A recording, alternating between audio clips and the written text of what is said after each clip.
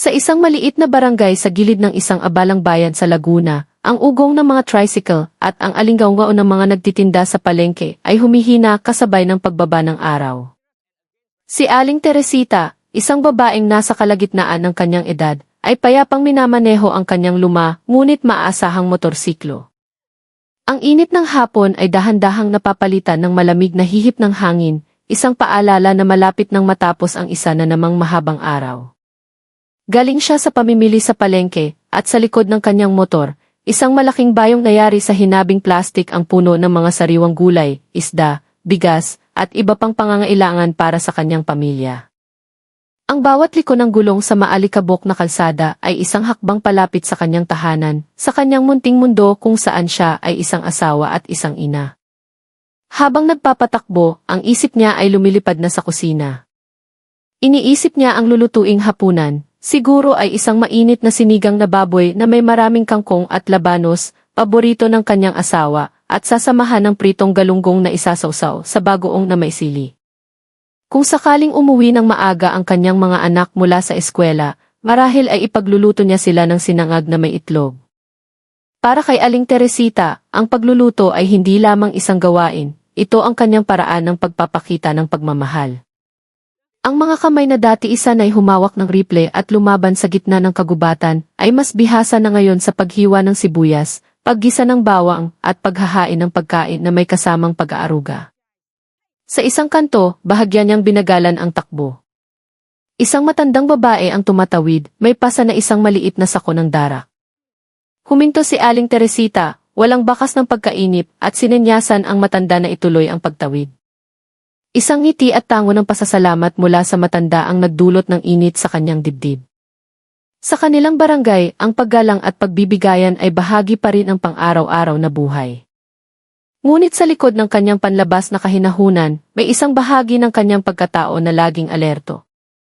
Ang mga taon niya sa serbisyo bilang isang scout ranger ng hukbong katihan ng Pilipinas ay nag-iwan ng isang instinct na hindi kailanman natutulog. Ang kanyang mga mata ay hindi lamang tumitingin, nagmamasid ang mga ito. Ang kanyang mga tainga ay hindi lamang nakakarinig, pinakikinggan nito ang bawat tunog na wala sa lugar.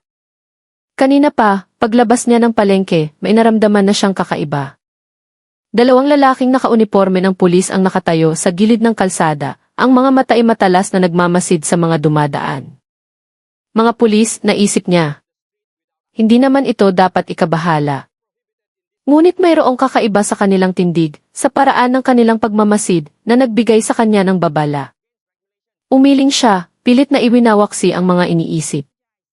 Baka guni-guni lang, isang multo ng nakaraan na bumabalik. Isa na lamang siyang simpleng may bahay na pauwi mula sa palengke. Wala siyang dapat ikatakot. Walang dahilan para may pumara sa kanya. Itinutok niya ang kanyang pansin pabalik sa daan, ang amoy ng alikabok at ng mga nilulutong pagkain mula sa mga kalapit na bahay ay pumuno sa hangin. Malapit na siya sa isang tahimik na bahagi ng kalsada, isang kahabaan na napapaligiran ng mga puno ng saging at matataas na damo. At doon, sa di kalayuan, nakita niya muli ang dalawang pulis. Sila nga! Nakatayo sila sa tabi ng kanilang motorsiklo, tila nag-aabang. Nang papalapit na siya, itinaas ng isa sa kanila ang kamay, isang malinaw na senyas na huminto. Bumilis ang tibok ng kanyang puso, hindi dahil sa takot, kundi dahil sa isang pamilyar na pakiramdam ng paghahanda. Ang kanyang mukha ay nanatiling kalmado, ang kanyang mga mata ay matatag. Sa mundong kanyang pinanggalingan, ang pagpapakita ng takot ay isang imbitasyon sa kapahamakan.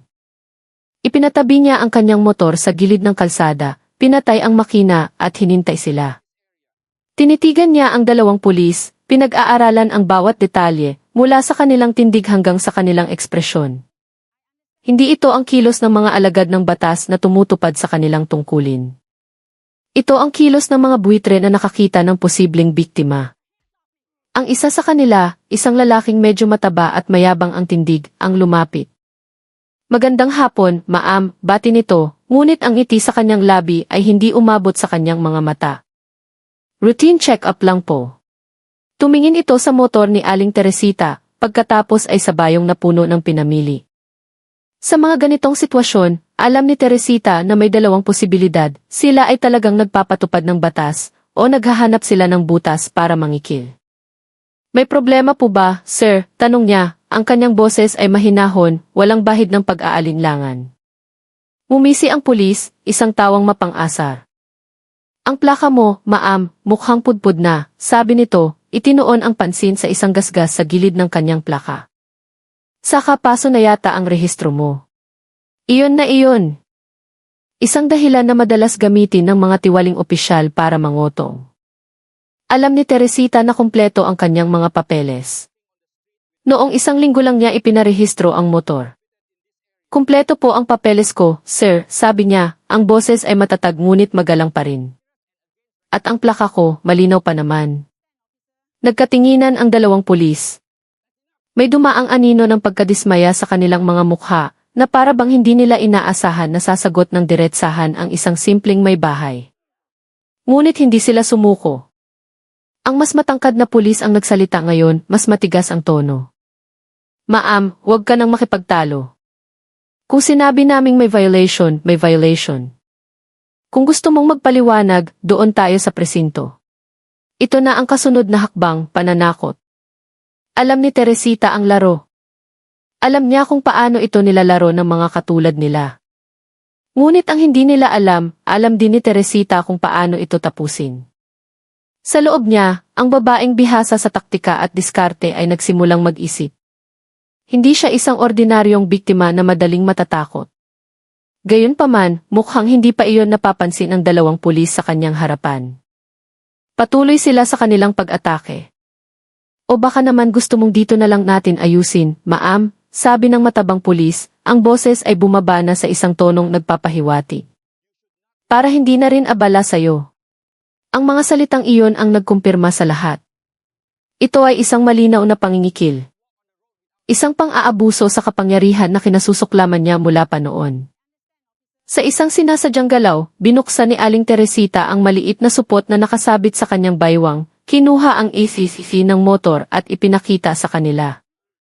Heto po ang mga papeles, kumpleto. Ngayon, ituro ninyo kung nasaan ang violation. Suminghal ang matabang pulis. Ang kulit mo naman, ma'am. Sabi ng pudpod ang plaka.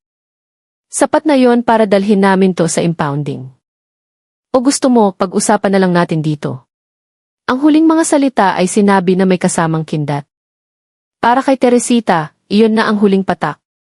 Ang mga taong ito ay hindi mga tagapagpatupad ng batas, sila ay mga mandaragit na nagtatago sa likod ng uniforme. Nararamdaman niya ang aura ng katiwalian na bumabalot sa kanila. Isang bagay ang sigurado, hindi nila alam kung sino ang kanilang kinakalaban. So, may gusto kayong makuha sa akin, mga sir? Tanong niya, ang boses ay mas mababa na ngayon, ngunit mas mapanganib. Nagkatinginan muli ang dalawa at sa pagkakataong ito, isang ngiting mayabang ang sumilay sa kanilang mga labi. Akala nila panalo na sila. Akala nila ang babae sa harap nila ay bibigay na. Ngunit bago pa man makasagot si Teresita, gumawa ng isang malaking pagkakamali ang matabang pulis. Sa isang magaspang na kilos, hinablot nito ang bayong ni Aling Teresita, na para bang naghahanap ng kung ano, o marahil ay para lalo siyang takutin. At sa sandaling iyon, tila huminto ang pag-ikot ng mundo. Naramdaman ni Teresita ang isang bagay sa loob niya na matagal nang natutulog na muling nagising. Ang kanyang mga reflexes, ang kanyang combat instinct, ang kanyang determinasyon na mabuhay na ginamit niya sa gitna ng labanan, lahat ay bumalik sa isang iglap. Isang pagkakamali. Isang pagkakamali lang mula sa kanila at ngayon, siya na ang may kontrol sa sitwasyon. Nang marahas na hablutin ng matabang pulis ang kanyang bayong, kumalat sa lupa ang ilan sa kanyang mga pinamili. Isang bungkos ng sitaw, ilang piraso ng kamatis na gumulong sa semento, at isang supot ng bigas na bahagyang nabutas. Tinitigan ito ni Aling Teresita, nagtagis ang kanyang mga bagang. Hindi dahil sa mga nasayang na pagkain, kundi dahil sa kapangahasan ng lalaking ito na bastusin siya. Huwag mong hawakan ang gamit ko, sabi niya, ang boses ay matalas na ngayon, hindi na boses ng isang ordinaryong may bahay kundi ng isang sundalong sanay mag-utos. Tumawa lang ng malakas ang pulis. Aba, matapang ka pala, ma'am. Binibigyan ka na namin ng solusyon, ikaw pa ang galit. Baka naman may dala kang kontrabando kaya ayaw mong magpa-inspeksyon. Ang mas matangkad na pulis ay ngumisi rin.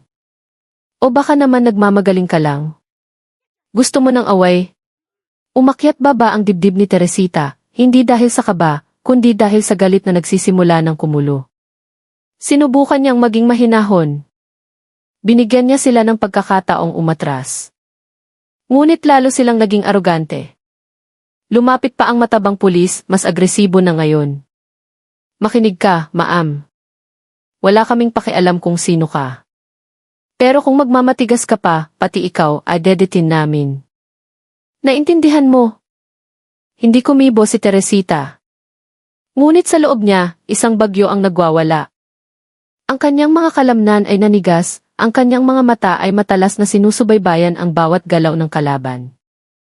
Ang kanyang paghinga ay kontrolado, tulad ng isang sniper na naghahanda para sa isang misyon. Ang lalaki sa harap niya ay hindi alam na pinindot niya ang isang buton na hindi dapat galawin. Sa isang magaspang na kilos, iwinasiwas ng pulis ang kanyang kamay, akmang hahawakan ang balikat ni Teresita para pilitin itong bumaba sa motor.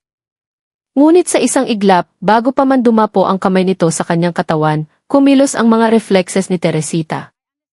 Sa bilis ng kidlat, sinunggaban niya ang pulso ng lalaki at ipinihit ito sa likuran. Aray! Isang malakas na sigaw ng sakit ang pumunit sa katahimikan ng hapon. Napasubsob ang matabang pulis, ang katawan ay napayukod sa isang dikomportableng posisyon dahil sa braso niyang nakakandado sa mahigpit na hawak ni Teresita. Nanlaki ang mga mata ng mas matangkad na pulis. Bitawan mo siya, sigaw nito, ngunit siya mismo ay umatras ng isang hakbang na para bang ayon lang napagtanto na nakahanap sila ng katapat. Nagsalita si Teresita, ang boses ay mahina ngunit puno ng di matatawarang otoridad. Nagpasensya ako. Binigyan ko kayo ng pagkakataon. Pero masyado kayong abusado. Diniinan pa niya ang pagkakahawak na lalong nagpadaing sa pulis. Ang mga taong nagkataong dumadaan ay nagsimula ng huminto, pinapanood ang hindi pangkaraniwang eksena. Isang may bahay na nilalabanan ang dalawang pulis. Ito ay isang panoorin na hindi nila nakikita araw-araw. Nag-init ang mukha ng matabang pulis, hindi lamang dahil sa sakit, kundi dahil sa kahihiyan. Sa halip na umatras, ang kahihiyan ay naging galit. Ikinawag niya ang kanyang kabilang kamay, sinusubukang itulak si Teresita. Ngunit ang sumunod na nangyari ay hindi niya kailanman inasahan. Sa isang iglap, kumilos ang katawan ni Teresita na may liksi ng isang sanay na mandirigma. Sinalag niya ang kamay ng pulis, nawalan ito ng balanse at muntik ng matumba. Nagsimula ng magbulungan ang mga tao. Sino yang babae? Ang bilis niyang kumilos. Ang mas matangkad na pulis, na ngayon ay pakiramdam na nawawalan na ng kontrol, ay humakbang pasulong, akmang mananakot. Itinuro niya si Teresita, ang boses ay puno ng galit. Huwag mong isipin na makakatakas ka. Pwede kaming tumawag ng backup. Pwede ka naming kasuhan ng panlalaban sa otoridad. Isang malamig na ngiti ang gumuhit sa mga labi ni Teresita. Sige, tumawag kayo, hamon niya. Tumawag kayo ng backup. Tingnan natin kung sino ang mapapahamak sa huli. Dahil sa oras na malaman ng mga superior ninyo kung sino ako, kayo ang magtatapos sa likod ng rehas. Ang mga salitang iyon ay lumutang sa hangin, mabigat at puno ng pangako. Ang dalawang pulis, na kanina'y puno ng kayabangan, ay ngayon napagtanto na ang sitwasyon ay tuluyan ng bumaliktad. Sa unang pagkakataon mula nang magsimula ang insidente, may takot na sa kanilang mga mata. Dumami na ang mga tao. Ang ilan ay inilabas na ang kanilang mga cellphone, itinaas ito para kunan ng video ang bawat segundo ng pangyayari. Nagsimulang mamutla ang mukha ng dalawang pulis, alam na nawalan na sila ng kontrol. Ngunit ang galit at nasaktang ego ang nagtulak sa kanila na manatili, umaasang maibabalik pa ang sitwasyon. Ang matabang pulis, na masakit pa rin ang braso, ay biglang na-frustrate. Nang hindi nag-iisip, humakbang siya at sinubukang hilahin ang damit ni Teresita. Iyon na ang kanyang pinakamalaking pagkakamali. Sa isang kisap mata, hinawakan ni Teresita ang kanyang pulso, at sa isang mabilis na pag-ikot, napaluhod ang pulis sa semento. Nanlaki ang mga mata ng mas matangkad na pulis. Akmang hugutin na nito ang kanyang batuta mula sa kanyang sinturon, ngunit bago pa man niya ito mahawakan, isang mabilis na sipa mula kay Teresita ang tumama sa kanyang pulsuhan. Aray! Napahawak siya sa kanyang kamay na bitawan ang hindi pa nahugot na batuta. Sa loob lamang ng ilang segundo, ang dalawang pulis ay parehong napasuko. Ang isa ay nakaluhod sa lupa, nanginginig sa sakit, habang ang isa ay nakatayo na hawak ang kanyang kamay. Mukha silang mga mandaragit na naging biktima. Tinitigan sila ni Teresita mula sa itaas, ang kanyang boses ay mahinahon ngunit puno ng kapangyarihan. Huwag ninyong isipin na ordinaryong may bahay lang ako. Nakaharap na ako ng mga kalabang mas mababangis pa sa inyo, at nakatayo pa rin ako hanggang ngayon. Ang pulis na nakaluhod ay tumango lamang, ang mga mata ay puno ng takot. Alam na nila ngayon. Nagkamali sila ng binangga. At ang mas malala pa, ipinahiya nila ang kanilang sarili sa harap ng buong barangay. Isang katahimikan ang bumalot sa paligid, tanging ang tunog lamang ng mahinang pagdaing ng pulis at ang bulungan ng mga tao ang maririnig. Sa gitna ng mga manonood, isang matandang lalaki ang biglang sumigaw, puno ng pagkamangha. Teka, si Aling Teresita yan. Naalala ko na. Hindi ba't siya yung dating Scout Ranger? Sa isang iglap, ang tensyonadong katahimikan ay naging mas malalim. Nagkatinginan ang mga tao, pagkatapos ay tumingin kay Teresita na maihalong paghanga at gulat. Ang mas matangkad na pulis, na nakaupo pa rin sa lupa, ay napaluno. Ano, nanginginig niyang tanong, na para bang umaasang nagkamali lang siya ng dinig. Sumagot ang matandang lalaki, si Mang Cardo, isang veterano rin. Siya nga. Nakasama ko ang asawa niyan sa serbisyo. Kilala ko siya. Isa siya sa mga pinakamagagaling. Ang mga salitang iyon ay tumatak sa isipan ng lahat. Ang matabang pulis ay napakagatlabi, nanginginig ang mga kamay. Ngayon, tuluyan na siyang nawala ng sasabihin. Samantala, ang mas matangkad na pulis, na hindi pa rin matanggap ang katotohanan, ay sinubukang tumayo. Tumingin siya sa mga cellphone na nakatutok pa rin sa kanila, kinukunan ang bawat sandali ng kanilang kahihiyan. Alam na niya ngayon na tapos na ang laro. At ang mas masakit pa, sila mismo ang gumawa ng sarili nilang libingan. Sa wakas ay nakatayo rin ang mas matangkad na pulis, bagamat medyo nangangatog pa. Puno ng panik ang kanyang mukha, butil-butil ang pawis sa kanyang noo. Napapaligiran sila ng mga matang mapanghusga. Ang matabang pulis naman, na masakit pa rin ang braso, ay dahan-dahang tumayo. Ang tapang na ipinakita niya kanina ay naglaho na. Ma'am. Pasensya na po, sabi niya, nanginginig ang boses. Hindi sumagot si Teresita. Nakatayo lang siya roon, ang kanyang presensya ay sapat na para maging parang mga batang nahuling nagnanakaw ang dalawa. Nagkamali lang po kami ng akala. Hindi po namin sinasadya, dugtong ng mas matangkad na pulis. Tumawa ng mahina si Teresita. Nagkamali ng akala? O nahuli lang kayo sa akto? Malinaw na nanghihingi kayo ng pera para maayos ang problema. Yun ba ang pagkakamali ng akala? Walang naisagot ang dalawa. Mula sa mga tao, nagsimulang umugong ang mga bulungan. Si Mang Cardo, ang matandang nagsalita kanina, ay humakbang. Matagal na naming naririnig ang kalokohan ninyong dalawa. Ngayon lang napatunayan. Ilang tao na ba ang ginipit ninyo bago ito? Hindi pa rin sila sumagot, umaasang matatapos na ang bangungot. Ngunit hindi pa tapos si Teresita. Kung pagkakamali lang ng akala, bakit ngayon lang kayo humihingi ng tawad, ngayong nalaman ninyo kung sino ako? Muli, walang sagot. Ngayon, ramdam na nilang wala na silang kawala. Pasensya na po talaga, pakiusap ng isa. Hindi na po maulit. Tumingin si Teresita sa paligid, sa mga mukha ng kanyang mga kabarangay. Sa akin, hindi na mahalaga yan, sabi niya, ang boses ay matatag. Dahil ang mas mabigat na parusa kaysa sa anumang reklamo ay ang kahihiyan. Sa mga tao kayo humingi ng tawad. Sila ang matagal na ninyong niloloko. Napatingin ang dalawang pulis sa mga tao, sa mga matang puno ng galit at pagkadismaya. Alam nilang wala na silang pagpipilian. Sa mahinang boses, nagsimula silang humingi ng paumanhin. Ngunit para sa lahat ng naroroon, huli na ang lahat. At higit sa lahat, walang naniwala na sila ay tunay na nagsisisi. Nagsimulang lumapit ang mga tao, hindi na para manood, kundi para manigurong makakamit ang hustisya. Isang ginang ang sumigaw, kayo nga yung nangharas sa pamangkin ko noong isang linggo. Sabi ninyo wala raw helmet pero mayroon naman. Pera lang ang habol ninyo. Sinundan ito ng isa pa. Ang asawa ko, tiniketan ninyo dahil daw madumi ang tambutso. Anong klaseng violation yun? Ang bawat reklamo ay parang isang pako sa kabaong ng dalawang pulis. Naging korte ang gilid ng kalsada at ang mga mamamayan ang naging hukom. Biglang, isang patrol car ng pulisya ang huminto sa di kalayuan, ang sirena nito ay tahimik ngunit ang ilaw ay kumikislap. Bumaba ang dalawang pulis, isa sa kanila ay may mas mataas na ranggo, isang kapitan. Matatalim ang kanyang mga mata habang sinusuri ang sitwasyon. Nagbigay daan ang mga tao.